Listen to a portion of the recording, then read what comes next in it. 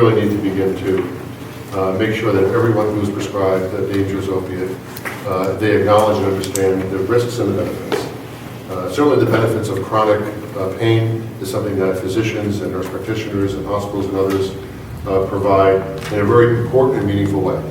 This is not to suggest that pain medication is inappropriate. It's not.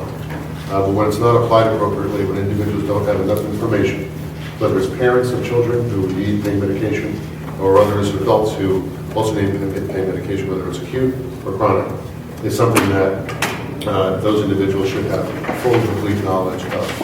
I think what really is important also is for people to understand that you don't wake up one day and say that I want to do heroin. The precursor or where it starts with is with prescription drugs, okay? That's what has fueled the heroin epidemic. People have to understand that you are trapped. It's so easily that you're seeking help, medical help, and before you know it, you're now addicted to something that you have no control over. A long period of time we have been prescribing or over-prescribing highly controlled substances, almost oblivious of its adverse effects. And it doesn't involve the physicians only, it involves the whole medical fraternity. A certain nonchalance that, yes, there are adverse effects, but we will carry on. And so now we are facing the consequences. I know firsthand about opiate addiction and the effect it has on a family. My son Stephen was addicted for 10 years. Our family nightmare began after Stephen was prescribed a very potent opiate, Oxycontin, with refills after 2 shoulder operations while in college. It was at that time he became addicted to opiate pain relievers.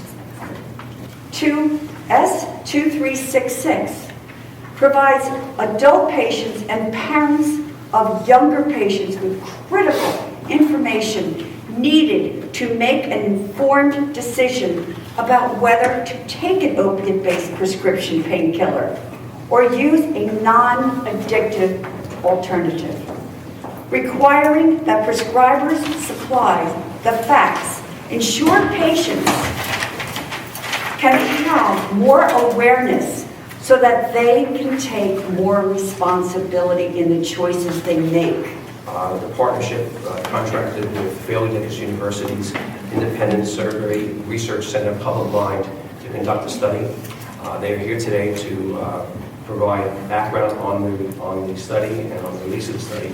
But we are very pleased to announce that 91% of New Jersey residents agree, and a majority of those, 78%, strongly agree that physicians should be legally required to discuss the risks of developing either a physical or psychological dependency on the prescription pain medication with patients prior to prescribing these to the patients throughout the state of New Jersey. The study also found that 2/3 of New Jersey residents believe that physicians discussing the potential of dependency with their patients will help reduce the number of individuals who ultimately will become addicted to pain medications.